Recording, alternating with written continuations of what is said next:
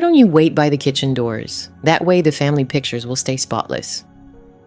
The bride shot me a cold look as she blocked my way to the VIP table, the seat reserved for the groom's sister. Instead, a stranger had taken it.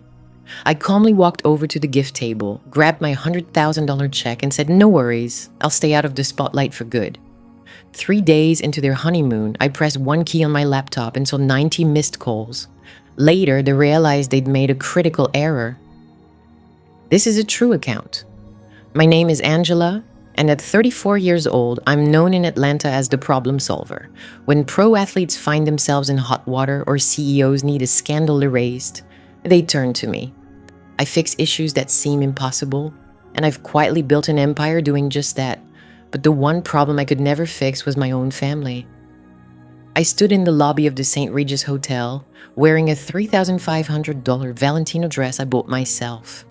In fact, I paid for nearly everything in this room. The imported white hydrangeas flowing down the grand staircase cost $15,000. The string quartet playing softly in the corner was $8,000. The custom marble dance floor added another $12,000. All of it charged to my Amex Platinum card because my brother Marcus and his fiancée Tiffany wanted a fairy tale wedding on a shoestring budget. Before I go on, tell me where you're watching from in the comments. Hit that like button and subscribe if you've ever been the one covering the cost but getting no appreciation. I glanced at my reflection in the gilded mirror one last time. My dark complexion shone against the emerald green silk of my gown. I looked powerful. I looked accomplished. I looked like the person who had single-handedly pulled my family out of debt and into Atlanta's elite.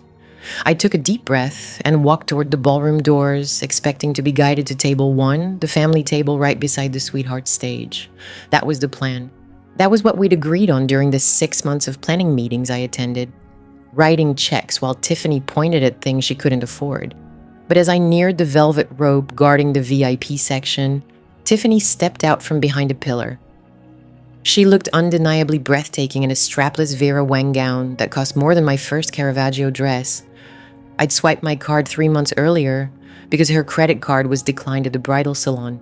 She held a glass of champagne in one hand, but her smile didn't reach her eyes. It was the tight, rehearsed smile she used whenever she faced me directly. "Angela," she said, her voice high and airy, "you look so bold tonight. That green is very striking." "Thank you, Tiffany," I replied, keeping my tone even. "I'm just heading to my seat. I want to check on Mom before the ceremony starts." Tiffany stepped aside to the right, effectively blocking my path. She took a slow sip of her champagne, her blue eyes scanning me from head to toe before settling on my face. "About that," she said, "there's been a slight change to the seating chart. You're not at table 1 anymore." I frowned. "What do you mean?" "Table 1 is for immediate family, parents, and siblings. I'm Marcus's only sister." "I know, sweetie," she said, reaching to pat my arm, but I pulled away. "It's just that we're going for a very specific aesthetic for the reception photos. The theme is creams and pastels, soft lighting, ethereal vibes." She lowered her voice as if confiding a secret. "Marcus has fair skin. I'm obviously pale. Your parents have that beautiful cafe au lait tone. You're well built. You're a very dark Angela. If you take the head table seat, it'll disrupt the color harmony of the candid shots we're sending to Vogue." I felt my cheeks heat up. The string quartet played softly, but it felt distant. I stared at her, struggling to grasp the boldness of what she'd just said. "You're changing my seat because my skin tone doesn't fit your color scheme. Don't make it about race." Angela Tiffany sighed and rolled her eyes. "It's about the look. We want the photos to be consistent. Besides, table 28 is lovely. It's right back there." She gestured with a perfectly manicured finger toward the far corner of the ballroom. That spot was dim, shadowed by a large ornamental column, right next to the swinging double doors where catering staff hurried in and out with trays of appetizers. I could see servers staging carts there. It was the overflow section, the table, where you place second cousins and coworkers you felt obliged to invite, but don't really want to engage. "You want me near the kitchen?" I asked, my voice dropping low. "It's tactical," Tiffany said with a shrug. "You'll be out of the main view, so the photographer won't have to work around you. It keeps the family photos clean. Plus, since you're covering the catering costs, you can keep an eye on the service and make sure we get our money's worth." I stood frozen. Over the past decade, I'd spent $450,000 on this family. I'd cleared my mother's gambling debts. I'd paid for Marcus's attorneys when he got that DUI 3 years ago. I'd funded this entire wedding because Marcus said it was the only way to please Tiffany. And now I was being told to sit by the kitchen door like staff because my blackness disrupted their Instagram aesthetic. I waited for the punchline. I expected Marcus to jump out and say it was a cruel joke. Instead, my mother, Mama Louise, appeared beside Tiffany. She wore a gold sequin gown, far too youthful for her 60 years, beaming brightly. "Mama," I said, turning to her, desperate for some clarity. "Did you hear what she just said? She wants to move me to the back because of my skin color." Mama Louise didn't look at me. She smiled at Tiffany, that adoring smile reserved for Marcus. "Now, Angela, don't stir up trouble," she said, waving her hand dismissively. "Tiffany has a vision. This is her special day. You know how important appearances are to her family. We need to make a good impression." "A good impression?" I echoed. "I'm your daughter. I'm the reason we're standing in the St. Regis and not some community center basement." "And we're grateful," Angela Louise said, her tone flat, "but you have to admit you can be a bit much. You've always been the difficult one." "Marcus shines when he's front and center. He has that movie star presence. You're more of a behind-the-scenes type. Just sit at table 28. Eat your meal. You can leave early if you want. No one will notice. No one will notice." Those words cut deeper than any blade. I glanced toward table 1. I saw the empty chair where my name card had been, but now it was no longer vacant. I strode toward table 1. My eyes landed on the vacant chair where my name card had once rested, but now it was occupied. There sat Becky Tiffany, the maid of honor, laughing and savoring the vintage Dom Perignon I had purchased. Becky, with her blonde locks and fair complexion, blending seamlessly into their dreamy palette of creams and pastels. They hadn't simply moved me, they had erased me. They had handed over my seat, my role in the family, to an outsider because she fit their ideal image better than I ever could. My gaze shifted to my mother, a woman who had taught me pride in my identity, but who had devoted her life to idolizing lightness. She had married a man with light skin, hoping for light-skinned children. She got Marcus, perfect in her eyes. And then there was me, a disappointment from my very first breath. I looked at Tiffany, who regarded me with a smug smile, anticipating my meltdown. She craved the stereotype of the angry black woman. She wanted me to cause a scene so she could paint herself as the victim and tell Marcus his sister was jealous and unstable. I drew in a slow breath, inhaling the fragrance of the costly lilies I'd brought. The diamond tennis bracelet on my wrist, a gift to myself, since no one else ever had felt heavy. A strange serenity washed over me. It was the calm that follows a bridge's collapse, the silence after a structure crumble. In that moment, I realized I didn't have a family. I had dependents, parasites, employees who were incompetent, and today was the day for layoffs. "All right," I said, my tone smooth and devoid of feeling. "I get it. You want the pictures to be flawless." "Exactly," Tiffany said, clapping her hands with delight at my compliance. "I knew you'd understand. Just head over to table 28. The salad course will be served soon." "I will," I replied, "but first I need to check something at the gift table." Without hesitation, I turned and began the longest walk of my life. My destination wasn't the service exit or the shadowed corner of table 28, where they had tried to exile me. My destination was the center stage. I moved through the ballroom with a slow, deliberate grace reserved for funeral processions or royalty. The heels of my Louis Vuitton shoes clicked rhythmically against the polished marble, echoing beneath the swelling strings of the orchestra.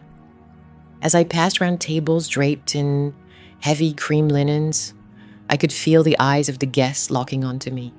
The elite of Atlanta doctors, attorneys, real estate tycoons, influencers, people who measured your worth by your suit's cut and the sparkle of your diamonds. I knew them all. I had covered up scandals for half of them. I had footed the bill for the Chilean sea bass on their plates. I had paid for the crystal flutes they raised in their toast. A ripple of murmurs swept through the room, spreading from my path like a wave. It wasn't the solemn hush of a ceremony. It was the tense confusion of an audience sensing a disruption.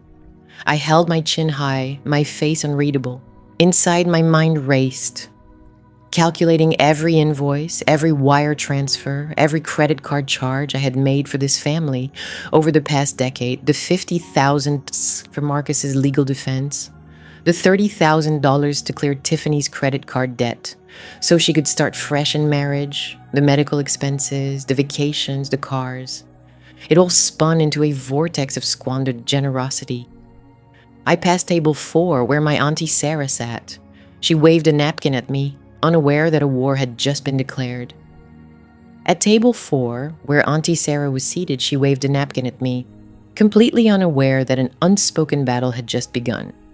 I didn't return the gesture. I couldn't break character. I was no longer Angela, the charming daughter. I was Angela, the problem solver about to remedy the gravest error of my financial journey. I moved toward the center of the room, where the gift table stood like a shrine to avarice. Draped in white velvet and illuminated by its own spotlight, it showcased the centerpiece of their greed, a giant novelty check. This oversized foam board, 3 feet in length, displayed the details of my generosity for all to see. Pay to the order of the happy couple. Amount, $100,000. Memo. Down payment for the Buckhead estate. It was gaudy, it was tasteless, but it was exactly what Tiffany desired. She wanted everyone to know they were purchasing a mansion, yet mask it as a family blessing rather than a handout. She craved the prestige without the effort. I stopped before the display. The glass case was fastened with a small gold latch. I reached out steadily, my manicure flawless. I flipped the latch open. The click was soft, but to my ears, it sounded like cocking a gun. I lifted the glass lid and set it aside on the velvet cloth. The ballroom's cool air brushed my skin, but inside my blood was boiling with a clarity I'd never known. I reached in and grabbed the foam check. It felt light, cheap, just like the love my family pretended to have for me. I raised it high. I wanted everyone to see. I wanted the cameras to capture this moment. I wanted the videographers to zoom in. Out of the corner of my eye, I noticed movement. On the elevated sweetheart stage across the floor, Tiffany and Marcus froze mid-toast. Tiffany's glass was halfway to her lips. Her eyes widened, locking onto the oversized check in my hands. She jabbed Marcus sharply, spilling champagne on his pristine white tuxedo. I didn't look away. Gripping the top of the foam board with both hands, I pulled. The sound of tearing cardboard and foam was harsh and loud, slicing through the polite murmurs around the room. I ripped it down the center, splitting my signature. Then I brought the halves together and tore them again and again. I shredded their token, their symbol of status, until it lay in a pile of jagged scraps at my feet. The room fell into stunned silence. The orchestra had paused after the first note, unsure whether to continue. The only sound was the fluttering of foam pieces falling to the floor. But I wasn't finished. This prop was merely theatrics. I needed to make it real. Beside the display stood a heavy cream envelope, sealed with red wax stamped with my personal crest. Inside was the actual cashier's check, the liquid assets, the key to their future. I lifted the envelope and traced the wax seal with my thumb, feeling its texture. It embodied 10 years of grueling 60-hour work weeks. It stood for missed holidays and sleepless nights, spent building my firm. It represented my sweat and sacrifice. I opened my vintage clutch purse, a small structured piece, and slid the envelope inside. It fit perfectly. I snapped the clasp shut with a finality like a prison door locking.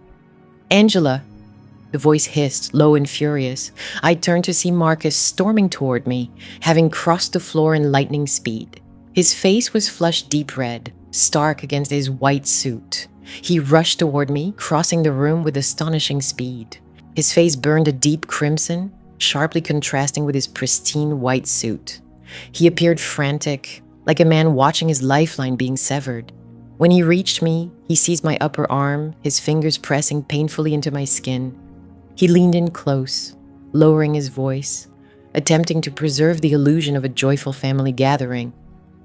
But his eyes were wild. "What on earth are you doing?" he hissed, spittle flicking from his lips. "Put that back. You're causing a scene. Everyone's staring." I glanced down at his hand gripping my arm. It was the same hand I used to hold when we were children. when the dark terrified me, the hand I slipped money into when he was struggling financially. Now it felt like a stranger's hand. "Let go of me, Marcus," I said, my tone icy.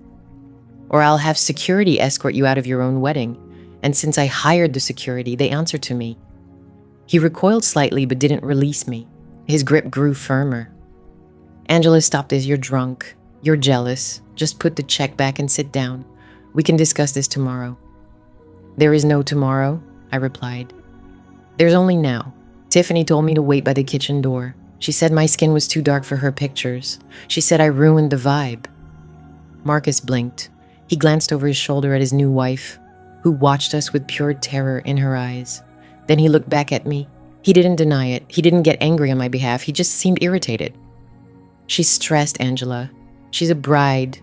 You know how she gets. She didn't mean it like that. You're overreacting. Just hand me the envelope. We need that money for the closing on Tuesday." The closing on Tuesday, that was all that mattered to him.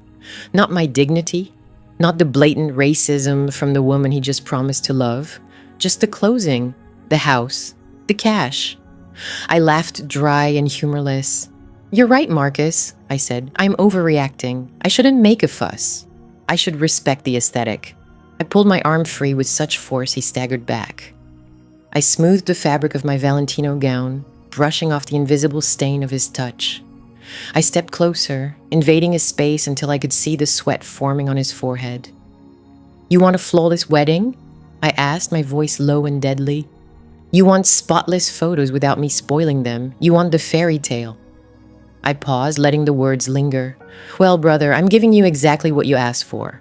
I'm removing myself from the picture for good, and I'm taking my presents with me."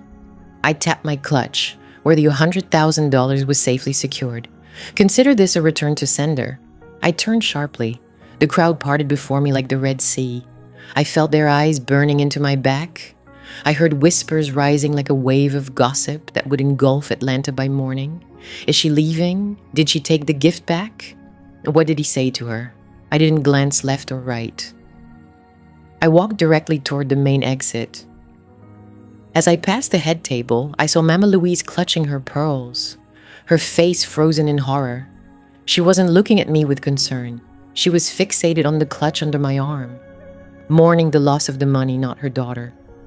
"Angela, wait," she called, her voice breaking. "You can't do this to us." I didn't stop. I pushed through the heavy double doors of the ballroom, and the cool air of the lobby hit my face. The silence of the hallway struck me, a stark contrast to the charged atmosphere inside. The lobby slammed into my face. The hallway's quietness hit me, a sharp contrast to the electric energy inside. I quickened my pace. My heart thundered in my chest. Adrenaline surged through me, making my fingers tingle. I had done it. I really had. I reached the valet stand. The attendant, a young man named Jamal, who knew me by name, caught sight of my expression and hurried to the key box. He understood there was no time for chit-chat when I looked like this. He brought my Porsche Panamera to the curb. The engine hummed with raw power. I tipped him $100 because I could, because I was wealthy, because that money was mine to spend on anyone except the people inside that hotel. Sliding into the driver's seat, I cast one final glance at the St. Regis entrance. I expected Marcus to burst out, running after me, begging for forgiveness. But the doors remained shut. Surely he was inside spinning his version of events, telling everyone I'd lost my mind, trying to save face. Probably comforting Tiffany, claiming I'd come back crawling, that I was just being dramatic. He had no clue. I shifted into gear and sped off, leaving a trail of exhaust in the humid night air. I watched the hotel shrink in my rearview mirror until it was just a glowing dot far behind me. I was alone, no family, no plans for the evening, a dress worth a fortune and nowhere to wear it. Yet I had never felt more powerful in my life. But as I merged onto the highway, my phone buzzed at my side, then another buzz, then a steady stream that made it dance across the passenger seat. The digital onslaught had begun. They weren't chasing me on foot, they were chasing me with their thumbs. I glanced at the screen. Marcus, Mama, Tiffany, even Becky, the bridesmaid. I flipped the phone face down. Let them panic, let them sweat, let them wonder if I was bluffing. I wasn't. The check was in my purse. The bridge was burning behind me, and the flames were breathtaking. I drove toward the city skyline, my mind already scheming the next step. They thought this was the worst of it. They believed losing the down payment was the disaster. They forgot their honeymoon. They forgot that although I'd physically left the building, my credit card remained in their hands. My digital footprint was stamped all over their dream vacation. I smiled in the dark of the car. "Enjoy the flight, Marcus," I whispered to the empty air. "Because when you land, I'm going to show you the true price of a flawless facade." I pressed the gas, speeding toward my penthouse and the laptop that would serve as the command center for my retribution. The night was far from over. The real drama was just getting started. My penthouse in Midtown Atlanta was a fortress of glass and steel, perched 20 stories above the city's chaos. I stepped out of the private elevator, and the silence inside, usually soothing, felt heavy tonight. It was the kind of silence that rings in your ears after an explosion. I slipped off my Louis Vuitton shoes, leaving them where they landed on the white oak floors, and headed straight to the wet bar. I poured myself a glass of Cabernet, a $500 bottle, not because I needed the drink, but because I deserved something pricier than my brother's weekly wages. Cabernet, a $500 bottle. Not because I craved the drink, but because I deserved something pricier than my brother's weekly wage. I sank into my Italian leather couch and finally glanced at the device that had been buzzing against my thigh for the past half hour. My phone screen was a war zone. Notifications flashed faster than my eyes could follow. 90 missed calls, 112 text messages, voicemails flooding the inbox to capacity. The names flashing were from those who were supposed to love me without condition. Mama Louise, Marcus, even Tiffany, who I thought would be too upset to reach out. I opened Marcus's messages first. He'd sent a voice note just 2 minutes earlier. I hit play, and his voice filled the silent room, raw with anger and noise in the background. "You're a selfish, envious Angela," he yelled through the speaker. "You wrecked everything. Tiffany's locked in the bathroom, crying her heart out. Her makeup's ruined. The photographer's charging us extra because we're behind schedule. You think you're special because you have money. You're nothing without us. You better bring that check back right now, or I swear I'll never speak to you again. Bring the money, Angela. Fix this." The message ended abruptly. I didn't feel scared. I didn't feel remorse. I felt a cold, sharp knot of revulsion tightening in my gut. Fix this. That was always the demand. Fix this, Angela. Fix the chaos we caused. Fix the broken reality. Then I opened Mama Louise's texts. They were a furious outpouring, tribal anger typed in all caps. "You're a disgrace to this family. I raised you better than this. How dare you humiliate your brother in front of white people? You think you're better than us because you're dark and we're light. But you're just bitter. If you don't transfer that money by midnight, don't bother coming to Sunday dinner ever again. You're dead to me." Dead to her. The irony was suffocating. I was dead to her, unless her mortgage was due. Dead unless she needed a new dress for church. Dead unless the power company threatened to cut off the electricity. I took a long sip of wine, letting the velvety liquid slide down my throat. I gazed at the city lights twinkling beneath me. They looked like diamonds scattered across black velvet, beautiful, cold, unreachable. I let my thoughts wander back. I allowed the memories I'd buried for years to rise to the surface. I needed to remember. I needed to examine the receipts, not just the financial ones, but the emotional ones. I had to remind myself why I was doing this. It wasn't just about tonight. It wasn't just about the table by the kitchen door. That was only the spark. The fuel had been building for a decade. I closed my eyes and found myself back in the parking lot of the Lucky Star Casino 5 years ago. It was 3 a.m., raining hard. I was 27 and had just landed my first major client as starting quarterback for the Falcons. I should have been celebrating. Instead, I stood in the rain handing a duffel bag stuffed with $20,000 in cash to a man with a neck tattoo and a gun tucked in his waistband. Mama Louise sat in my car, sobbing. She had gambled away her pension, then the loan on her house, then borrowed from people who didn't send late notices, they sent threats. She called me screaming, terrified they would hurt her. I emptied my savings account. I saved her life. And what did she say to me on the drive back? I drained my savings account. I saved her life. And what did she say to me on the way home? Did she express gratitude? Did she vow to seek help? No. She dabbed her tears away, touched up her lipstick using the rearview mirror, and said, "Don't tell Marcus about this. He worries too much. You're strong, Angela. You can handle the pressure. Marcus is sensitive." I tightened my grip on the wine glass. Sensitive. Marcus was sensitive. I was the workhorse. The scene changed. I was inside a brightly lit holding cell at the county jail 3 years ago. Marcus sat on the metal bench wearing an orange jumpsuit, looking small and pitiful. He'd been arrested for a DUI after crashing his leased BMW into a parked vehicle. He blew twice the legal limit. He was just launching his real estate career. A felony conviction would have cost him his license. It would have shattered his golden boy dreams before they even began. He looked at me through the plexiglass and pleaded, "Angela, please, you know people. You get things done. If I lose my license, I lose everything. Tiffany will leave me. Mama will have a heart attack. You have to help me." So I stepped in. I hired the priciest criminal defense lawyer in Atlanta, a man who charged $600 an hour just to answer a call. I paid $50,000 in legal fees. I pulled favors with the DA's office, cashing in connections I had been saving for my own career. We got the charges knocked down to reckless driving, no jail time, no record. He kept his license, he kept his job. And how did he repay me? A week later at Sunday dinner, he boasted to the family about beating the system. He claimed he talked his way out of it. He never once mentioned me, never mentioned the check I wrote. When I confronted him privately, he laughed and said, "That's what big sisters are for, right? You have plenty of money, Angela. It's just a tax write-off for you." A tax write-off. That was what my sacrifice meant to him. A mere expense. Then there was Tiffany, the woman obsessed with flawless photos, who saw my skin as a flaw in her perfect picture. I remembered sitting in the waiting room of a plastic surgery clinic in Buckhead last year. Tiffany wanted a mommy makeover before the wedding. Even though she wasn't a mother yet, she wanted liposuction. She wanted implants. She wanted a nose shaped like a filtered selfie. She couldn't afford it. Marcus couldn't afford it. But she cried to Marcus, saying she felt ugly, saying she couldn't walk down the aisle unless she was flawless. And Marcus came to me. "She's depressed, Angela," he said. "She's struggling with body image. If you help us this one last time, I swear."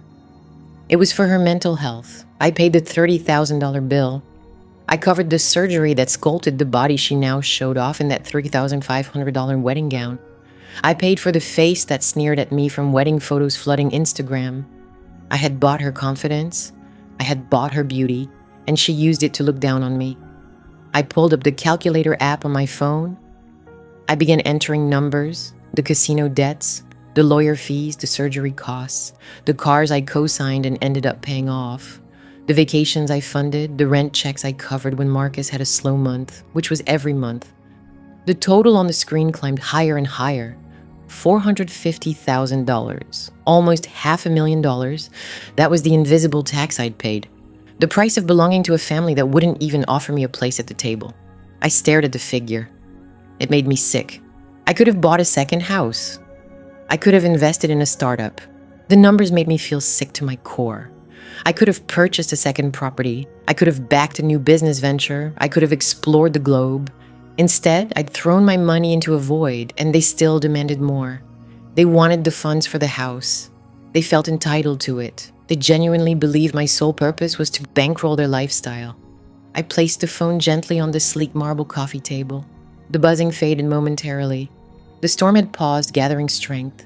I rose and walked to my home office, a glass-walled sanctuary suspended above the city, my refuge, my command post. I settled at my desk and powered on my laptop. The screen cast a cool blue glow across my face in the dim light. I logged into my American Express account. 2 years ago, I'd given Marcus a supplementary platinum card meant for emergencies only. A flat tire, a hospital visit, or a last-minute flight home if he got stranded. Naturally, he'd taken advantage of it. Dinners, clothes, VIP tables at clubs. I always covered the bill.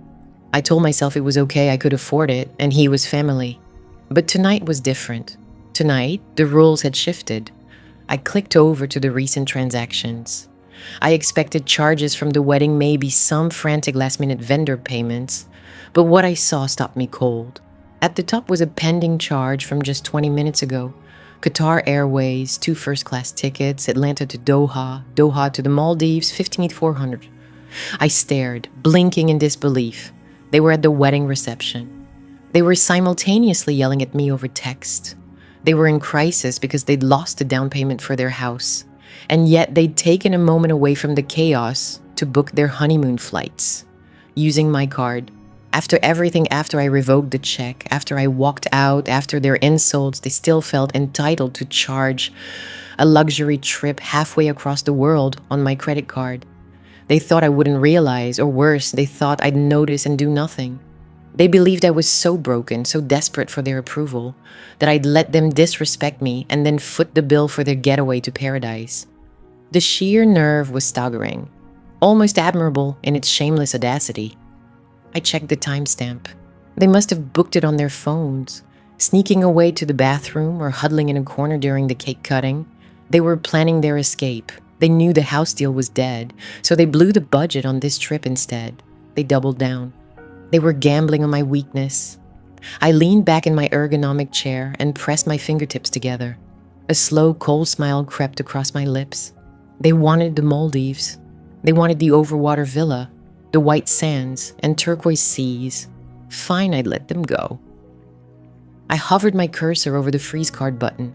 It would be so simple to click strand them at the airport tomorrow, humiliate them at check-in, but that was too obvious. Amateur hour, a true problem solver doesn't just stop the issue. A true fixer lets it spiral until it's explosive and then takes control of the fallout. If I cut them off now, they'd be stuck in Atlanta, angry and loud. They'd come to my building, they'd harass me. If I cut them off right now, they'd be stranded in Atlanta, furious and loud. They'd show up at my office and make a scene. But if I allowed them to board that plane, if I let them soar 12,000 meters away to a remote island in the Indian Ocean, where they knew no one, where everything was absurdly pricey, where they were entirely reliant on that plastic card in Marcus's wallet, then I'd have the upper hand. I withdrew my hand from the mouse and shut the browser tab. "Go ahead, Marcus," I murmured to the empty room. "Take your wife. Take your first-class seat. Sip the champagne. Stretch out and relax. Enjoy the flight, because this is the last moment of comfort you'll experience for a very long time." I closed the laptop with a gentle click. The digital storm was gathering, but I was the meteorologist and I had just predicted a hurricane. I picked up my wine glass and moved back to the window. The city below was asleep, oblivious to the drama about to unfold in the skies above. Tomorrow, my brother and his wife would be airborne, believing they'd escaped unscathed, thinking Angela's bank was still operational. They had no idea the bank had been shut down, the vault sealed, and they were about to land in the trap they'd created for themselves. I spent the next 24 hours in calm readiness.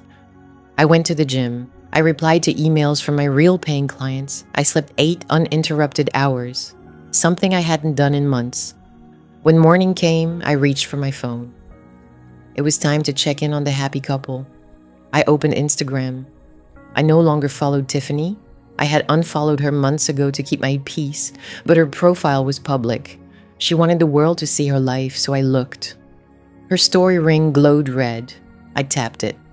The first slide was a boomerang of 2 champagne glasses clinking in the first-class cabin. The caption read, "Finally time to unwind after a stressful weekend. Hubby treating me like the queen I am. First-class vibes only." I chuckled.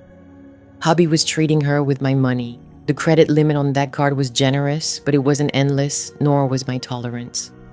The next slide was a selfie of Tiffany. She wore a white silk eye mask pushed up on her forehead. Her skin looked flawless thanks to the surgery I'd funded. The caption was a lengthy text overlay against the airplane window. "So glad to be leaving negativity behind. Some people are just so miserable they can't stand to see others shine. They try to destroy your happiness because they hate their own lives. But we are protecting our peace. We are clearing out the bad vibes to embrace the luxury we deserve. God lifts you to high places to separate you from low people." I stared at those words, low people. That was me, the woman who paid for her appearance, the woman who paid for the seat she was enjoying, the woman who had just saved them from ruin by not canceling the card immediately. She called me low while flying on my dime. The nerve was so blatant, it was almost admirable. It was the entitlement of someone who'd never faced consequences. She truly thought she earned this? She believed my money was hers by right because she married my brother. I swiped to the next slide. It was a video of Marcus asleep, his mouth slightly open, peaceful. The caption read, "My king. So proud of how he handled the drama yesterday. A real man shields his wife from toxic energy." Toxic energy. That's what they called my boundary. Here's the story from yesterday's drama. A real man stands up to protect his wife from harmful vibes. Harmful vibes, that's what they labeled my boundary. That's how they described me reclaiming my own money after being disrespected. I captured screenshots of everything, every caption, every timestamp, every smug grin. I saved them all in a folder on my phone named Proof. With each post, they were digging their own downfall, and I was just gathering the dirt. I browsed through the comments on her latest Instagram snapshot, a picture of them at the wedding before everything fell apart. Becky, the bridesmaid, wrote, "So happy you both got away. Don't listen to the haters. Jealousy is a sickness." Mama Louise commented, "Enjoy your time, lovebirds. You deserve the best. Don't stress about anything here. God will handle the wicked." I was the wicked one. I was the hater. I was the source of all their trouble.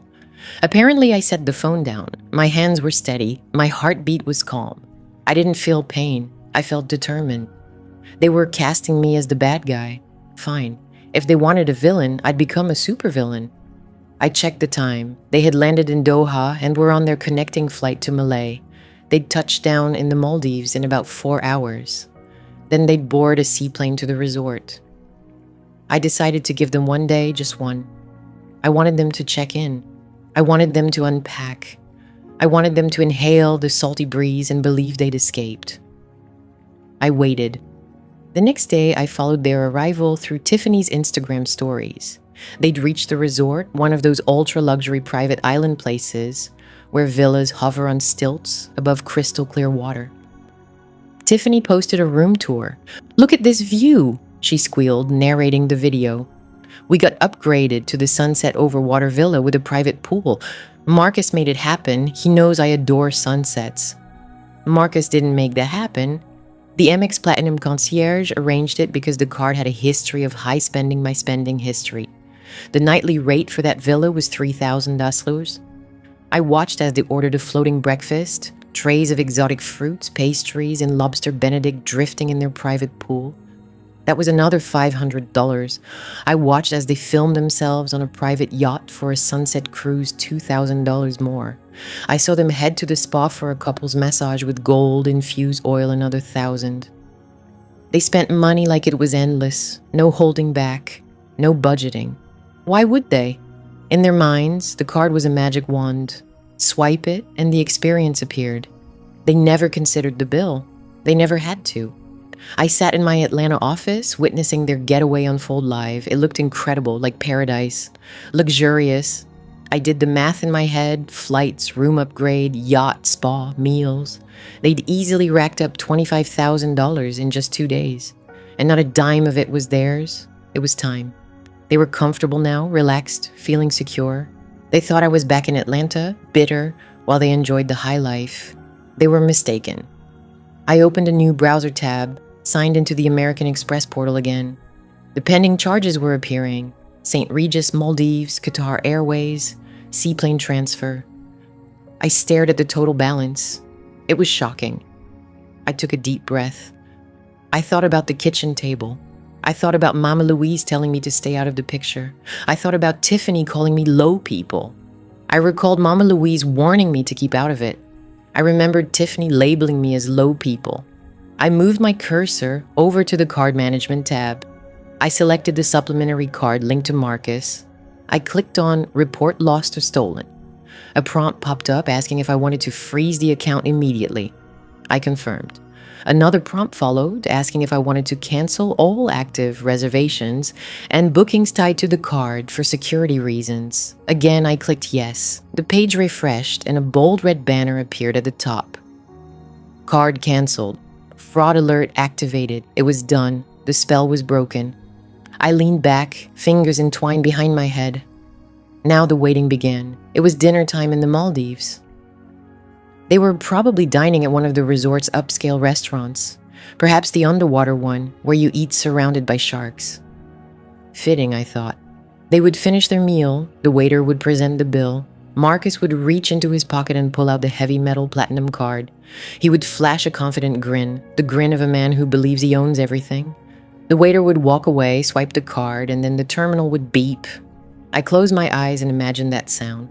The sweetest sound imaginable, the sound of reality crashing down. I checked my phone. Silence for now. I poured myself a glass of water. I was hydrated, rested, and ready for the show. 10 minutes later, my phone buzzed, a notification from AMX. Transaction declined. Amount $3,200. Merchant, Etha, Undersea Restaurant. I smiled. 5 minutes later, another buzz, another declined transaction. Same amount. Then a text from Marcus. Hey sis, card's acting up. Did you forget to pay the bill? LOL. Call AMX ASAP. We're at dinner. I didn't reply. 2 minutes later, another text. Angela, pick up. It's declining. It's embarrassing. Fix it. I watched the messages flood in, the tone shifting from irritation to panic. Angela, seriously, the manager's here. Pick up the phone. Then the calls began. Marcus, then Tiffany, then Marcus again. I let them ring. I watched the screen light up and fade, a beautiful rhythm. I pictured the scene, the waiter returning with the card, politely but firmly requesting another form of payment. Marcus patting his pockets, pretending to search for another card, knowing none had a limit high enough to cover a $3,000 dinner, let alone a $25,000 trip. Tiffany pausing mid-selfie, realizing something was wrong. The manager stepping in, his smile disappearing, other diners turning to watch. Finally, they were getting the attention they crave.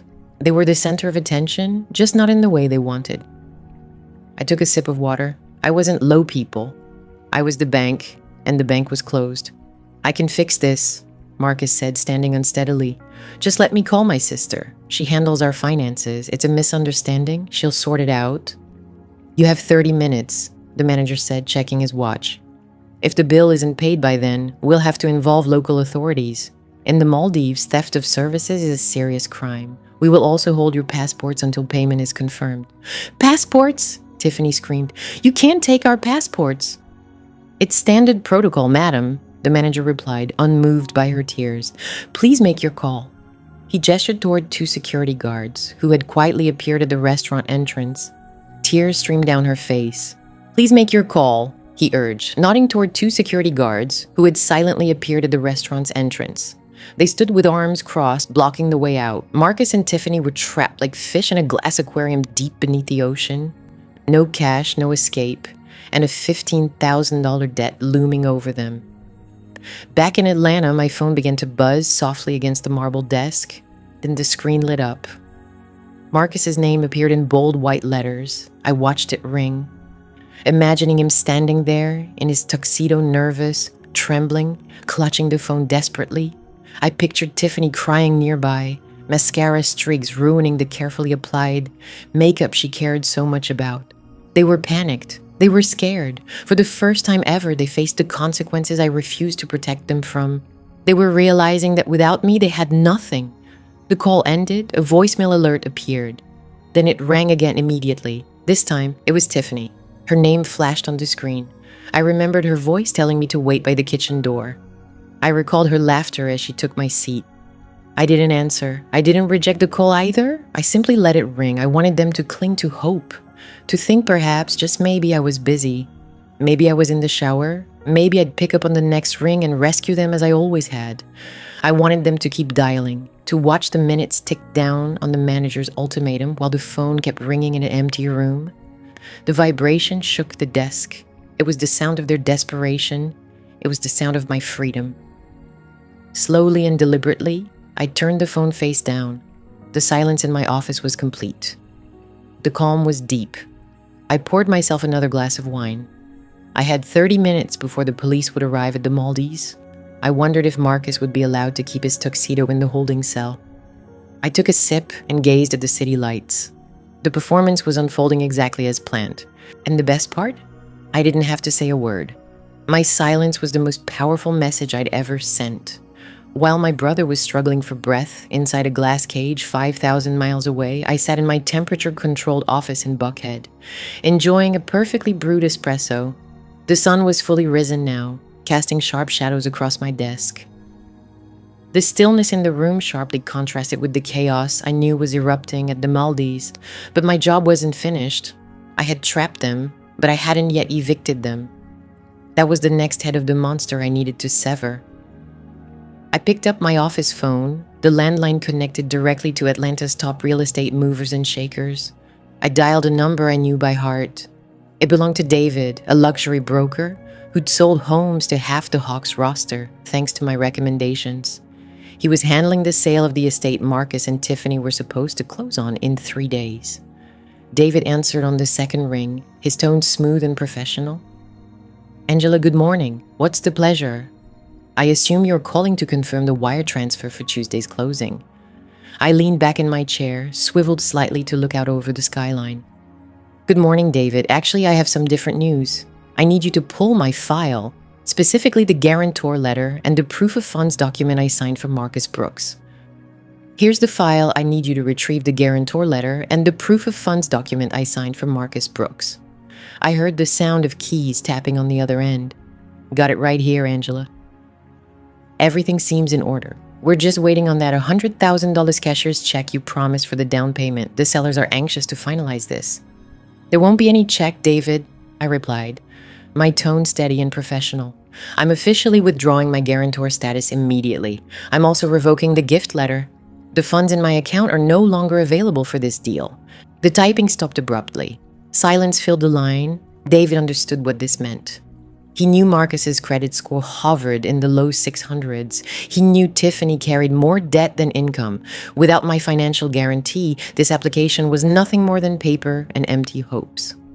"Angela," David's voice dropped to a whisper, "if you back out now, the financing collapses. The underwriters approved the loan entirely based on your assets and your guarantee. If I inform the lenders you're out, the deal falls apart immediately." "I'm aware," I said, "and that's exactly the intention. End the deal, David. Notify the seller's agents. Tell the bank the guarantor has withdrawn due to a breach of personal contract." "But Angela," David faltered, losing his steadiness, "we're just 3 days from closing. The earnest money, the $10,000 Marcus paid to hold the property, if the financing fails because the buyer couldn't secure funds, that deposit is non-refundable. They'll lose everything." I knew that too. The $10,000 was all Mama Louise had. She had cashed in a modest life insurance policy she'd held for years, just to help them lock in the contract so I could cover the rest. She had handed it to Marcus with tears in her eyes, calling it her legacy. "That's the cost of collateral damage," I said, cold and unyielding. "David, proceed with the cancellation. Send the formal notice to the buyers. And David, don't contact Marcus. He's currently unreachable. Call his mother. She's listed as the secondary contact." I ended the call without a hint of regret. They wanted to pretend to live in a mansion they couldn't afford while treating the financier like a servant. Now they could return to playing house in a rental. I rose and moved toward the window, gazing down at the street below. I could almost see the unseen ripples spreading from my office to the country club, where I knew Mama Louise was having brunch. It was Sunday, her moment to shine. 5 miles away at the Piedmont Driving Club, Mama Louise sat among the church mothers. She wore a hat too large and a suit too bright. She held court. I pictured it as vividly as a film. She would be showing them photos of the Buckhead estate on her phone, scrolling through the Zillow listing she had saved. "Look at the foyer," she'd say. "Marble floors just like the ones in magazines. Marcus earned this. He works so hard. And Tiffany will decorate the nursery in the East Wing. My grandkids will grow up like royalty." She'd omit the part about me she always did. In her telling, Marcus was a real estate success, not a struggling salesman living off his sister's generosity. Then her phone would ring. She'd see David's name displayed. She'd answer with a confident smile, expecting congratulation or a request for a final signature. I imagined the color draining from her face as David delivered the news. Picture the color draining from her face as David broke the news. "Mrs. Brooks, I'm sorry to say this, but the financing for the house has been rejected. The guarantor pulled out, so the contract is null and void." She would falter, ask what that meant, ask about the money. Then David would deliver the final blow. The $10,000 deposit is forfeited. The sellers are keeping it, and the house went back on the market just 5 minutes ago. I glanced at my watch. It had been 10 minutes since my call with David. Everything was unfolding exactly as planned, right on schedule. My office phone rang again. It was security downstairs at the front desk. "Miss Angela," the guard's voice was strained. "There's a woman here claiming to be your mother. She's very upset, demanding to come up, says it's urgent." I smiled. She'd moved faster than I expected. She must have left brunch mid-mimosa. "Is she on the guest list, Earl?" I asked. "No, ma'am, she's not." "Then she stays downstairs," I said firmly. "You know the rules. No appointment, no entry." "But she's yelling." "Ma'am," the guard said uneasily, "she's causing a scene in the lobby, saying you stole her money, trying to ruin her life. People are recording her." "Let them," I replied. "It's great material. Earl, listen carefully. If she tries to get past the turnstiles, call the police immediately. Don't let her on the elevator. Don't call me back unless she's in handcuffs." I ended the call and moved to the bank of monitors in my office, where I had live feeds of the lobby cameras. There she was, Mama Louise, the woman who had told me I was too dark to be in family photos, the woman who had taken my money for years without ever saying thanks. She was pounding on the glass turnstiles, her hat crooked, her face twisted with fury. She was yelling at the security guard, pointing aggressively. She looked unhinged, desperate, like a woman who just realized her golden child was fool's gold and her bank account was empty. I zoomed in. She crumbled, pulling out her phone. My cell vibrated on the desk. I picked it up. "Mama." I didn't answer. Instead, I watched her on the screen. She shouted into the phone, leaving a voicemail I'd save for legal use. I watched her kick the turnstile. The guard stepped forward, hand on his taser. For the first time, she was facing a real boundary, a hard, physical, financial one. For 60 years, she had bulldozed through life, using guilt and manipulation as her tools. She'd used me like a bulldozer. But now, the bulldozer had shut down. It was parked. 2 police officers entered the lobby. Earl must have hit the panic button. They approached Mama Louise. She tried to play the victim, gesturing wildly, crying, pointing up at my office, probably claiming I was holding her hostage or owed her money. The officers weren't fooled. One took her arm. She pulled away. He gripped firmer. They began escorting her out. She glanced up at the security camera, locking eyes with me through the screen. Her expression was raw shock, genuine disbelief. I looked up at the security camera, meeting her gaze through the screen. Her face was the picture of shock, pure disbelief. She couldn't imagine a reality where I wouldn't come to her rescue. She couldn't accept the possibility that Angela might refuse. They escorted her out of the building. The glass doors slid closed behind her. She stood alone on the sidewalk, defeated. 10,000 vanished, her home lost, her son stranded at sea, and her daughter trapped in a tower she couldn't escape. I switched off the monitor. Silence returned to the office. The sun had climbed higher, bathing the room in warm light. I felt an unfamiliar sensation in my chest. It wasn't joy. It wasn't sorrow. It was the sensation of a heavy weight lifting a burden I'd carried since childhood finally released. I returned to my desk and opened my email. One last message needed to be sent. I drafted an email to the general manager of the Maldives resort.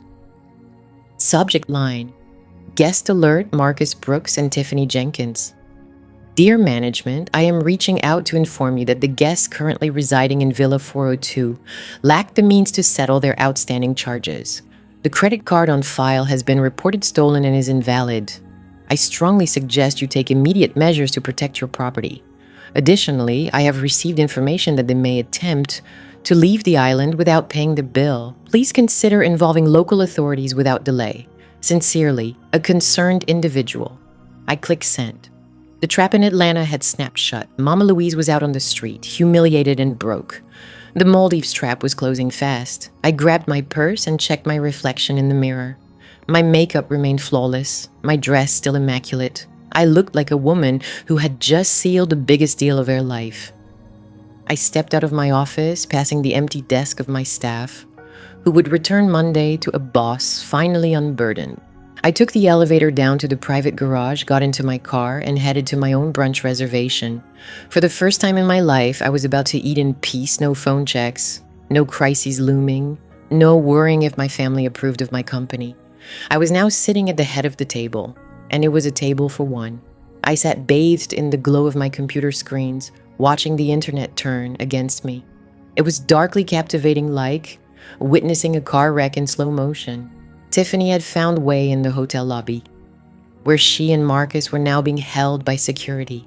While desperately scrambling for a loan, she used those precious moments not to fix the problem, but to launch a public relations attack. She went live on Instagram, wearing a white robe, looking disheveled and tearful. She had perfected the look of a victim. Holding the phone with a trembling hand, the camera angled downward to make her appear smaller, more vulnerable. "Guys, I don't even know where to begin," she whispered into the mic, her voice breaking just right. "I'm stranded here in the Maldives. My husband and I are being held hostage by this resort because his sister Angela decided to financially abuse us. The viewer count on her stream soared 5,000, 10,000. People can't resist a rich person's tragedy. She tricked us into coming here," Tiffany continued, wiping away a tear that somehow didn't smudge her eyeliner. "She booked everything, gave us the card, told us it was a gift. Then the moment we touched down, she cut us off, left us stranded without money thousands of miles from home. From the moment we touched down, she cut off all support. She left us stranded without a dime, thousands of miles away from home. She did it to control us. She did it out of jealousy because Marcus chose me. She's always resented me for being white. Behind my back, she labels me a colonizer. She's a toxic narcissist who weaponizes money to manipulate her family." The comment section exploded with sympathy. "OMG, that's cruel. Sue her. This is financial abuse. Stay strong, queen. Karma will catch up with her." I watched helplessly as my reputation was torn apart. Strangers who didn't know me were condemning me. They saw a weeping bride and a cruel, wealthy sister-in-law. It was a simple, digestible narrative. Marcus appeared in the background of her video, pacing nervously, visibly stressed. Tiffany turned the camera to him. "Look at my husband," she cried. "He's shattered. His own sister did this to him. She even stole our down payment. She walked into our wedding and snatched $100,000 right off the table. Who does that? Who steals from their brother on his wedding day?" The online outrage grew. I became the villain of the week. I took a slow sip of my espresso. I wasn't angry. I was focused, like a surgeon ready to remove a tumor. Tiffany made one critical mistake. She assumed my silence meant I was powerless. She thought her tears proved her case. She didn't realize I had saved every piece of evidence. I stood and moved to the stark white wall in my office. I lowered the projector screen.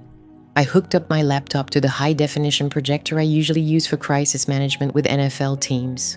No ring lights, no filters, just facts. I set up my camera on a tripod, framing myself and the illuminated screen behind me. I wore a sleek black blazer, my hair pulled back tightly. I looked professional, like someone you call when you want the truth, not consolation. I hit Go Lev on my social media channels.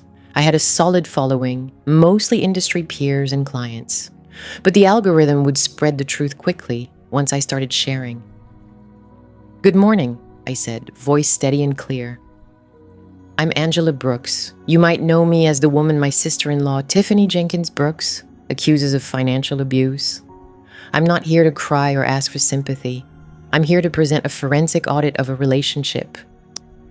I clicked a button on my remote. The screen lit up, not a photo, but a Microsoft Excel spreadsheet. Color-coded, dated, precise. "This," I said, pointing, "is a record of every dollar I've spent on Marcus and Tiffany over the past 5 years. I zoomed in. The figures were large enough for viewers to see on their phones. Row 4, $50,000 legal defense fund for Marcus's DUI charge paid to Cohen Law Firm. Status, gift never repaid. Row 12, $30,000 cosmetic surgery for Tiffany rhinoplasty and liposuction paid to Buckhead Plastic Surgery Center. Status, gift never repaid. Row 20, $8,000 rent support for Marcus, April through July 2023. Status, gift never repaid." I scrolled down. The list went on. Car payments, credit card settlements, vacations, designer handbags, Tiffany demanded. The total, highlighted in bright yellow at the bottom, $450,000. I turned back to the camera. This is what Tiffany calls financial abuse, I said, in bold yellow at the bottom, $450,000. I turned back to the camera. This is what Tiffany labels financial exploitation, I explained. For 10 years, I supported two fully capable adults, financed a lifestyle beyond their means, and cleaned up problems I never caused.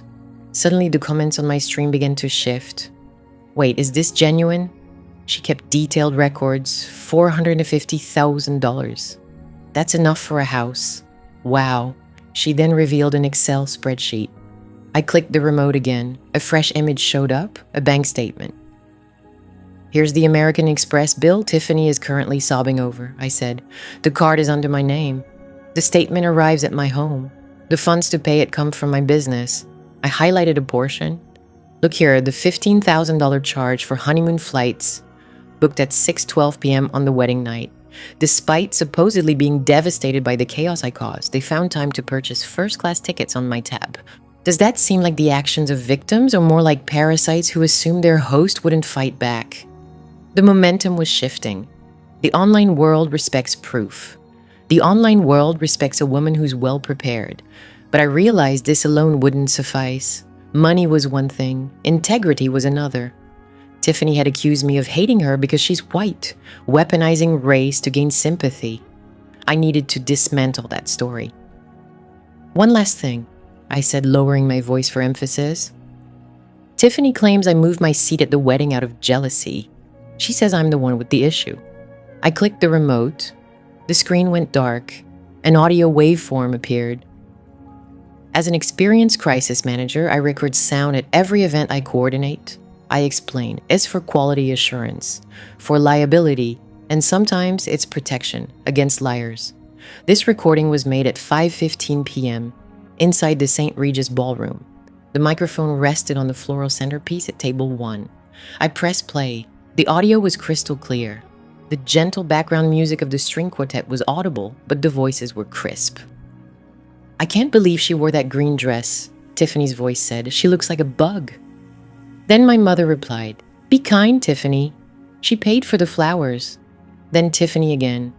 The sweet tone she had on her live stream now dripping with malice. I don't care what she paid for, Mama Louise. She's too dark. Look at her. If she sits at the head table, she's going to appear like a black hole in the photos. I want creamy. I want pastel. I want light. She ruins the vibe. I'm seating her by the kitchen door. Maybe she can assist the server since she loves serving us so much. The recording ended. I stood silently for a moment, letting those words linger, letting the audience hear the bride call her sister-in-law a black hole, letting them hear her relegate me to the staff. I looked into the camera. She wanted a pristine aesthetic, I said. She wanted me out of the picture. So I stepped away and I took my money with me. That's not abuse, Tiffany. That's a reimbursement. I ended the live stream. I didn't wait for applause or approval. I knew exactly what I'd just done. I just dropped a bombshell on her reputation. I refreshed Tiffany's Instagram. The comments on her tearful video were no longer sympathetic. They had turned into a blaze of criticism. Racist. You called her a black hole. Pay your own bills, colonizer. You deserve to be abandoned. Return the money. Then the brand accounts began to surface. Tiffany was a micro-influencer, colonizer. You deserve to be deserted. Give back the money. Then the brand endorsements began to surface. Tiffany was a micro-influencer. She had partnerships with tea detox companies, budget fashion labels, and a teeth whitening kit.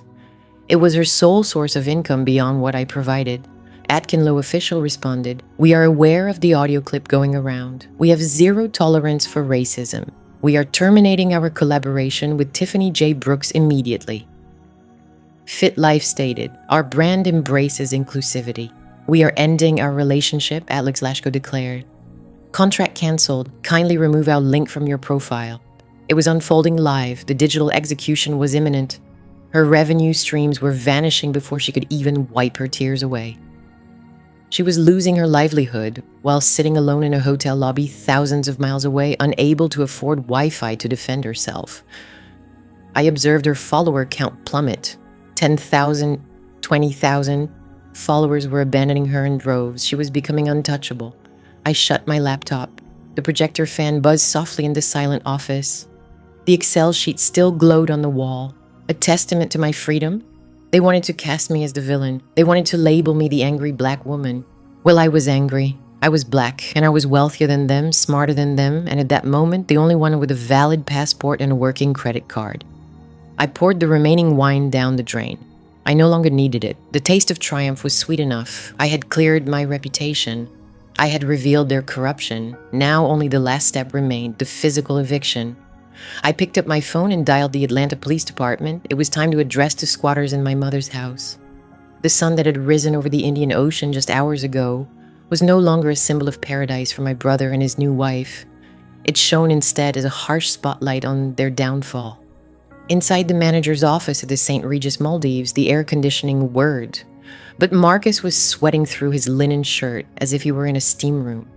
The general manager, a man whose courteous manner had disappeared the moment my email arrived, sat behind a desk crafted from reclaimed driftwood. On the desk lay 2 blue American passports. They were just out of reach, held hostage by a mounting bill. Marcus was frantic. He had tried 5 different credit cards. He had called his bank, only to be put on hold because he lacked the premium status linked to my accounts. Tiffany sat in the corner, hugging her knees, her designer beach bag at her feet, looking less like royalty and more like a fugitive.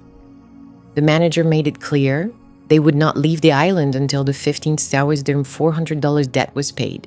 If they attempted to board a seaplane, resort security would hand them over to the Maldivian police. Theft of services abroad wasn't a civil matter, it was a criminal charge.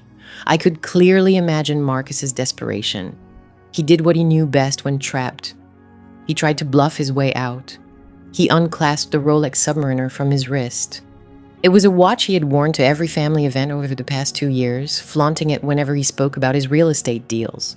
He placed it on the desk with a shaky hand. "Keep the passports," he said, his voice trembling. "Take this instead. It's worth 20,000 slorn. Solid gold, sell it. Keep the remainder." Just let us go." The manager picked up the watch. He didn't need a jeweler's magnifier. "Keep the change. Just let us leave." The manager picked up the watch.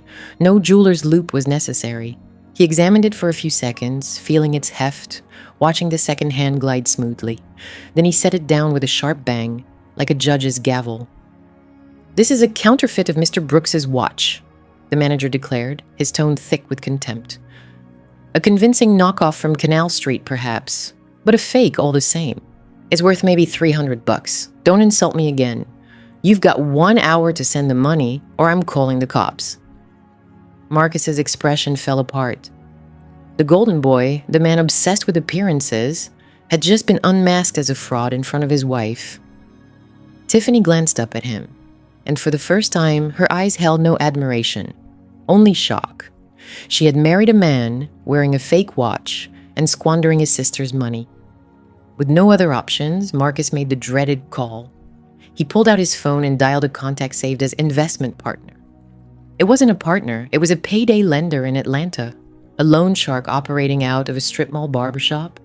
I knew about him because I dealt with his mess years earlier. I imagined the conversation, Marcus pleading, whispering so Tiffany wouldn't overhear the terms. The lender agreeing to wire $15,000, but demanding the title to Marcus's luxury SUV and an interest rate that would shame any credit card company. Marcus accepted every condition. He digitally signed his life away right there in that office, just to buy his way out of a trap he could no longer afford. When the wire transfer finally went through 3 hours later, the manager handed back their passports with barely a touch, as if they were tainted. "Get off my island," he said. "You have 30 minutes to catch the supply boat to the airport. Don't come back." No seaplane, no private yacht. They were herded onto a cargo ship ferrying food and linens, sitting on hard plastic benches beside crates of papayas and cleaning products. The salt spray ruined Tiffany's styled hair. The diesel fumes made Marcus nauseous. They were being expelled from paradise not by the government, but by their own arrogance.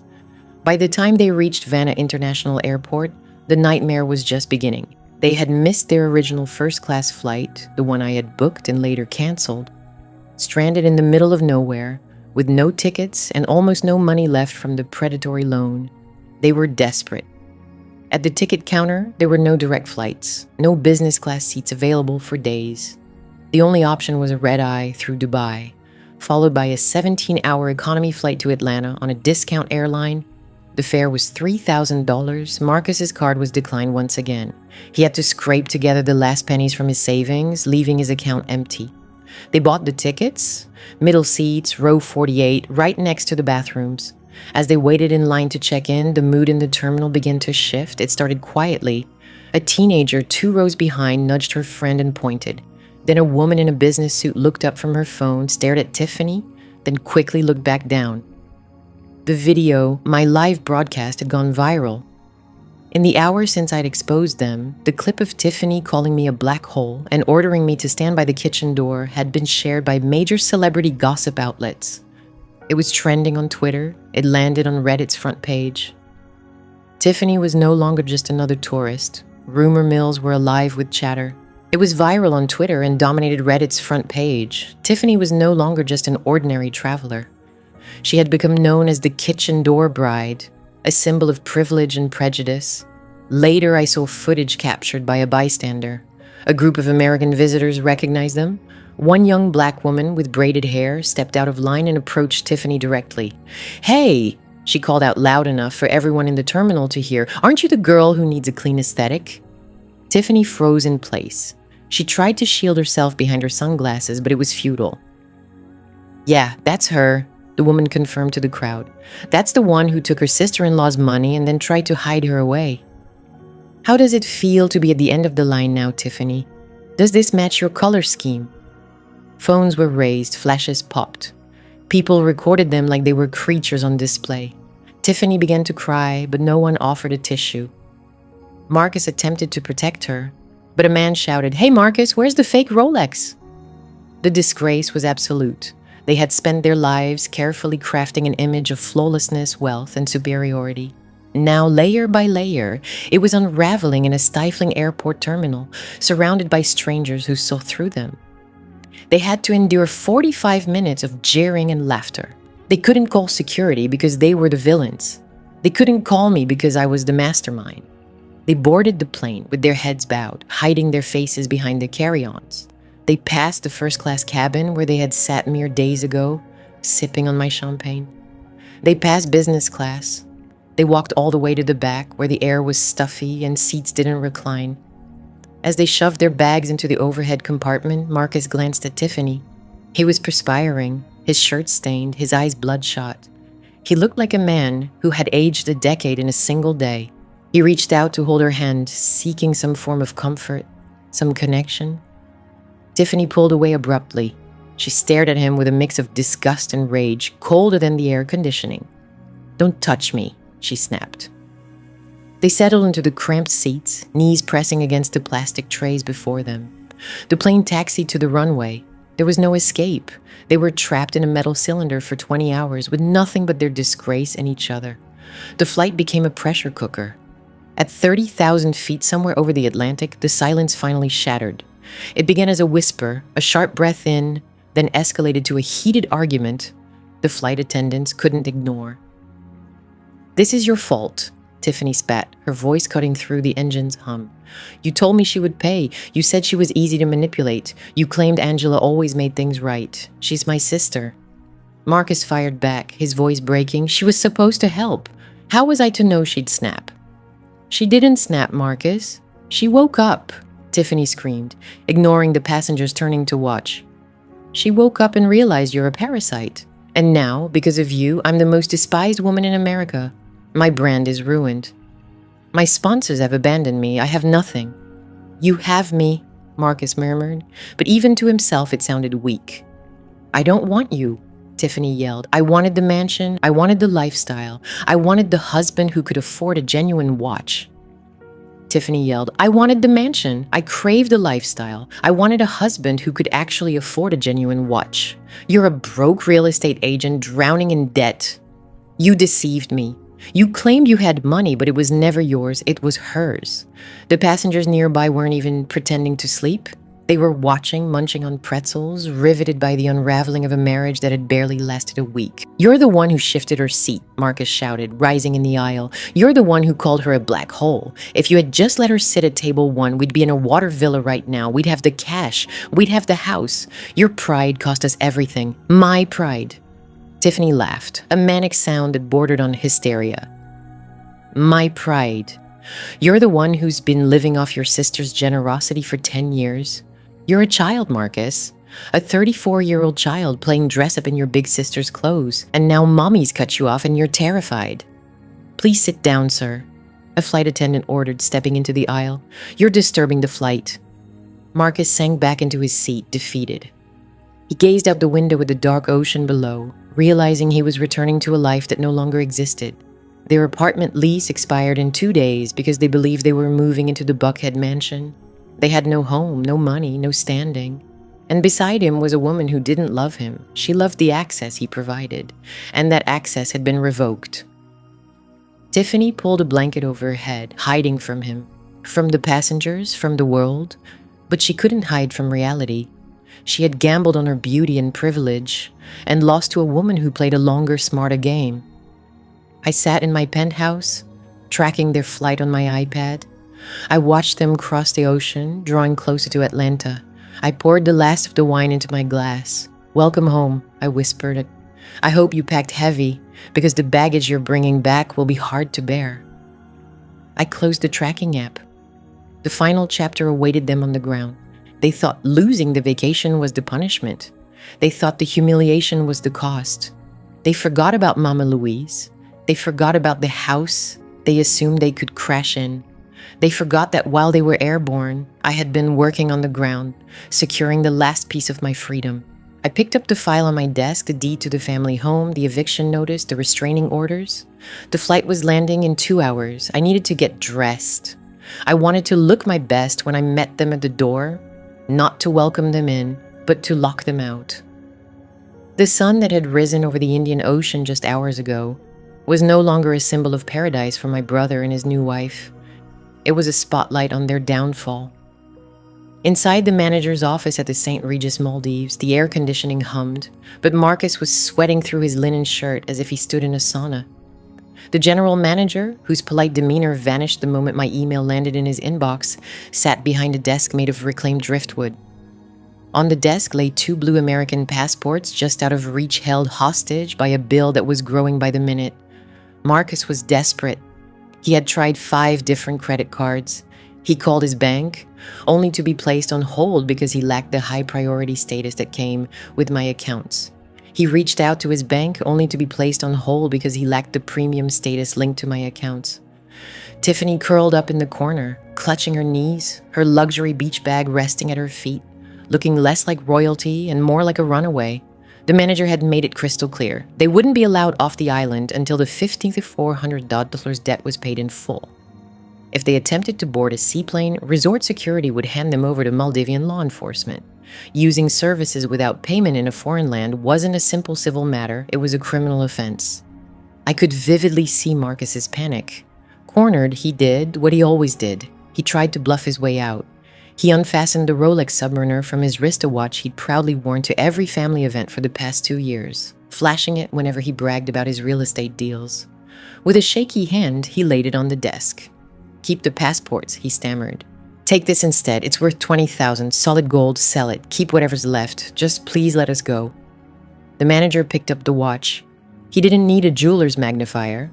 Holding it for a few seconds, feeling its weight and watching the second hand move smoothly. He then slammed it down with a noise like a judge's gavel. "This is a counterfeit, Mr. Brooks," he sneered. "A well-made fake from Canal Street, perhaps, but a fake nonetheless. Maybe worth $300, so don't insult me again. You have 1 hour to wire the money, or I'll call the authorities." Marcus's expression crumbled. The golden boy, the man obsessed with appearances, had just been unmasked as a fraud in front of his wife. Tiffany glanced up at him, and for the first time, her eyes held no admiration, only shock. She had married a man who wore a fake watch and squandered his sister's money. With no other choice, Marcus made the dreaded call. He pulled out his phone and dialed a contact saved as investment partner. It wasn't a partner, It was a hard money lender from Atlanta, a loan shark operating out of a strip mall barbershop. I knew about him because I dealt with his mess years ago. I pictured the conversation, Marcus pleading, whispering so Tiffany wouldn't hear the harsh terms, the lender agreeing to wire $15,000, but demanding the title to Marcus's luxury SUV and an interest rate that would shame credit card companies. Marcus accepted it all. He signed away his future digitally right there in that office just to buy his freedom from an island he couldn't afford any longer. When the wire transfer finally went through 3 hours later, the manager tossed their passports back with 2 fingers as if they were contaminated. "Get off my island," he growled. "You have 30 minutes to catch the supply boat to the airport. Don't come back." They didn't leave on a seaplane or a private yacht. Instead, they were herded onto a cargo ship used to haul food and linens, sitting on hard plastic benches, beside crates of papayas and cleaning products. The salty spray ruined Tiffany's freshly styled hair. The diesel fumes made Marcus nauseous. They were being expelled from paradise, not by a government, but by their own arrogance. When they reached Villena International Airport, the real nightmare began. They had missed their original first-class flight home, the one I had booked and later canceled. Stranded in Malé without tickets and nearly out of cash from the predatory loan, they approached the ticket counter. Flight canceled. Stranded in Malé without any tickets and nearly broke from a predatory loan, they approached the airline counter. No direct flights were available. Business class seats were fully booked for days. Their only choice was a red-eye flight connecting through Dubai, followed by a grueling 17-hour economy journey to Atlanta on a low-cost airline. The tickets totaled $3,000. Marcus's credit card was declined once more. He transferred the last few cents from his savings, leaving the account empty. They purchased the seats, middle row, row 48, right beside the restrooms. As they waited in the check-in queue, the mood in the terminal shifted. It began quietly. A teenager a couple of rows behind nudged her friend and pointed. Then a woman in a business suit glanced up from her phone, stared at Tiffany, and returned to her screen. The video, my live stream, had gone viral. Since I had exposed them, the clip of Tiffany calling me a black hole and ordering me to stay near the kitchen door was shared by top celebrity gossip accounts. It was trending on Twitter and featured on Reddit's front page. Tiffany was no longer just a random traveler. She had become the infamous kitchen door bride, a symbol of entitlement and racism. Later, I saw footage from a bystander. A group of American tourists recognized them. One young black woman with braids stepped out of line and approached Tiffany. "Hey," she said loudly for everyone nearby to hear, "aren't you the one who needs a clean aesthetic?" Tiffany froze.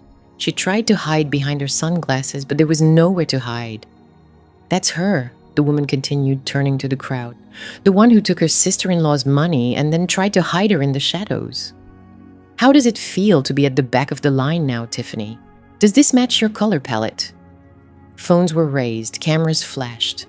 People recorded them like specimens in a zoo. Tiffany began to cry, but no one handed her a tissue. Marcus attempted to shield her, but a man shouted, "Hey Marcus, where's the fake Rolex?" The humiliation was complete. They had spent their lives crafting an image of perfection, wealth, and superiority. Now that facade was crumbling piece by piece in a humid airport terminal, surrounded by strangers who knew exactly who they were. They had to endure 45 minutes of jeers and laughter. They couldn't summon security. They were the villains. They couldn't call me. I was the orchestrator. They boarded the plane with their heads bowed, hiding their faces behind carry-on bags. They passed the first-class cabin where they had sat days earlier, sipping my champagne. They moved past business class and all the way to the back, where the air was stale and seats didn't recline. As they stuffed their bags in the overhead bin, Marcus glanced at Tiffany. Sweat soaked his shirt. His eyes were bloodshot. He looked like a man aged a decade in just 10 hours. Reaching out, he took her hand, searching for comfort, for connection. Tiffany yanked her hand away, her gaze icy with disgust and rage. "Don't touch me," she whispered sharply. They sank into the cramped seats, knees pressing against the plastic trays in front of them. The plane taxied down the runway. There was no escape. Trapped in a metal tube for 20 hours, with nothing but their failure in each other. The flight was a pressure cooker, confined inside a metal cylinder for 20 hours, with only their mistakes and each other for company. The flight felt unbearably tense.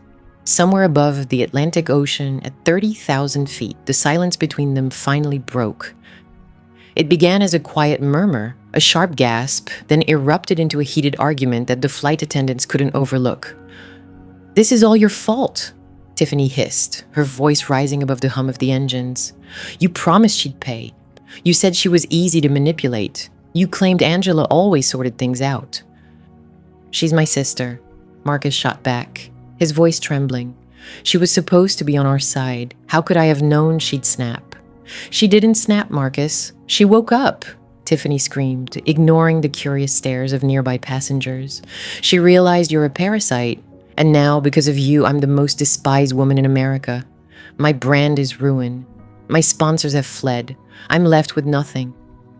"You still have me," Marcus said, but his words sounded hollow even to himself. "I don't want you," Tiffany yelled. "I wanted the house. I wanted the lifestyle. I wanted the husband who could buy a genuine watch. You're a broke realtor drowning in debt. You lied about having money. It was never yours. It was hers." The surrounding passengers had long stopped pretending to rest. They were captivated, nibbling on pretzels, witnessing the collapse of a marriage that had barely survived a week.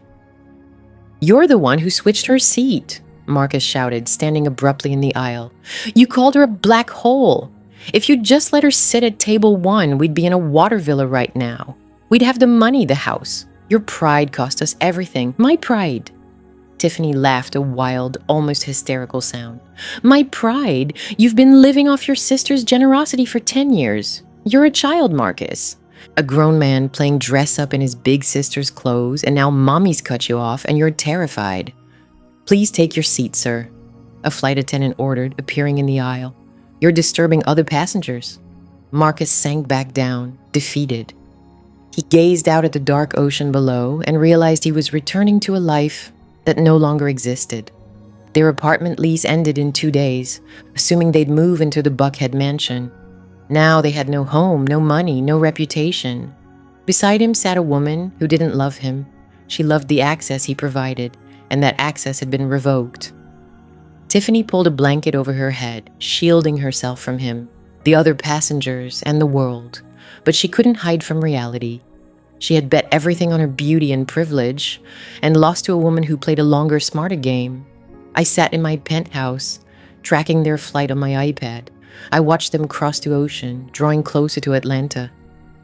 Pouring the last of the wine into my glass, I whispered, "Welcome home. I hope you packed well, because the burden you're bringing back will be heavy to bear." I closed the tracking app.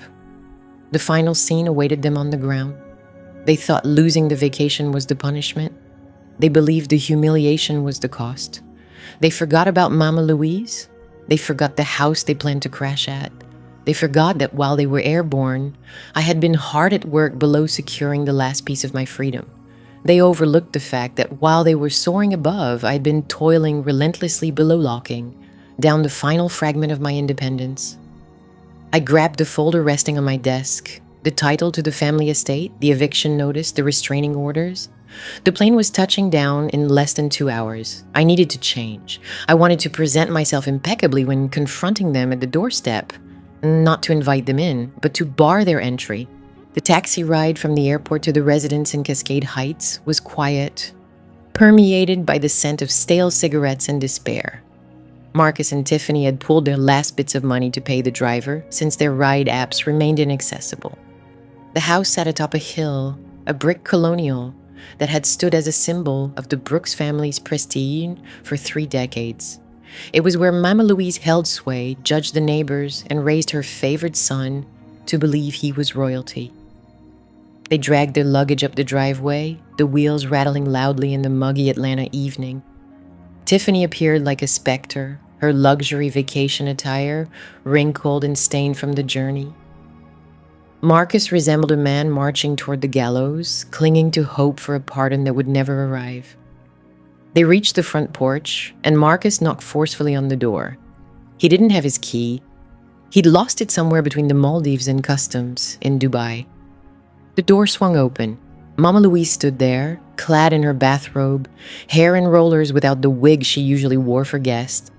She looked older than at the wedding, Her eyes were swollen and red, rimmed from tears or screams or both.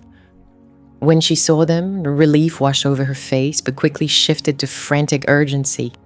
"Thank God," she said, pulling Marcus inside. "You're here. Did you speak with her? Did you recover the money? You have to fix this." Marcus dropped his bags in the foyer. "We don't have the funds, Mama. We have nothing. She canceled the cards. She destroyed the house deal. We're homeless. Our lease ends tomorrow. We need to stay here until we stabilize." Tiffany brushed past him, heading toward the living room. "I need a shower," she said flatly. "I need to sleep for days. Don't talk to me about money. Don't talk about Angela. Just let me rest." Mama Louise stepped in front of her, blocking the passage. "No," she snapped. "You can't stay here. There's no space. The guest room is full of boxes. I'm packing." "Packing?" Marcus asked, confusion clouding his weary face. "Why are you packing? Are you leaving, Mama?" Louise began to cry, a high, thin sound of sheer panic. "I'm not leaving voluntarily. I'm being evicted." "The sheriff came this afternoon. He posted a notice on the door. I tore it down so the neighbors wouldn't see. But he said, 'You have to go.' He said, 'The owner wants the property back.'" "The owner?" Marcus frowned. "You're the owner. Dad left this house to you." Mama Louise was speechless. Headlights swept across the front window, high beams piercing the darkness. Blue lights flashed silently, reflecting off the brick walls of neighboring homes. A siren chirped once, sharp and commanding. Marcus moved to the window and pulled back the curtain. A Fulton County Sheriff's Cruiser was parked curbside, and behind it a black Range Rover, my Range Rover. I stepped out wearing a black trench coat and sunglasses. Even though it was night, I walked up the driveway flanked by 2 uniformed deputies. Dressed in a black trench coat and dark glasses, I strode up the driveway under the cover of night, flanked by 2 uniformed officers. I didn't resemble a daughter coming for a visit. I looked like a landlord coming to collect. Marcus opened the door before I could knock, his eyes filled with a blend of anger and fear. "Angela, what's happening? Mama says she's getting evicted. Why are the police here?" I stepped past him into the entryway. The deputies followed, standing sentinel by the door. Mama Louise was curled up against a stair railing, clutching her robe tightly. Tiffany peeked out from the living room, her eyes wide with shock. "I'm here to deliver the legal notice," I announced, my voice resonating through the spacious hall. "I wanted to make sure you received it directly since Mama has a tendency to tear down official documents." "You can't kick your own mother out," Marcus shouted, trying to summon some of his old bravado. "This is her home. Dad left it to her." I nodded to one of the deputies. He handed me a thick folder. I opened it and pulled out an old deed, yellowed with time and dated to 5 years back. "Dad didn't leave this house to her," I said, holding up the paper so Marcus could see the details. "He transferred the deed to me 6 months before he passed away. Do you know why? Because he discovered Mama had taken out a second mortgage to pay off a bookie in Atlantic City. She was about to lose the house. She was gambling away our inheritance." Mama Louise sobbed loudly, covering her face. "I was going to win it back. I had a system." "He didn't have to cut me out," I said sharply. "He didn't cut you out. He saved you. I paid off that second mortgage. I've been covering the property taxes for 5 years. I let you live here rent-free on the condition you get help for your addiction and treat me with respect. You failed at both." I turned to Tiffany, who was shrinking back into the shadows. "You wanted a house, Tiffany. Well, this is my house, and you're trespassing." "But we have nowhere left to go," Tiffany whispered, defeated. "We lost the apartment. We lost the Buckhead place. We're broke." "That's your family's problem," I replied. "Don't you have parents back in Savannah?" "Maybe they can take you in." "Oh wait, I forgot. You told them you were too good for their small-town life when you married Marcus. Didn't you call them Hicks at the rehearsal dinner?" Tiffany winced. She looked to Marcus, hoping he'd do something to fix this, to be the man he claimed to be. But Marcus was staring at the deed in my hand, his world crumbling. He realized he had never been the prince. He had only been a visitor in a kingdom that was never his. I handed the eviction notice to Mama Louise. "You have 30 days, I said. And that's me being generous. I could have you out in 7 since you never signed a lease, but I'll give you 30 days to pack up and find a trailer that fits your budget.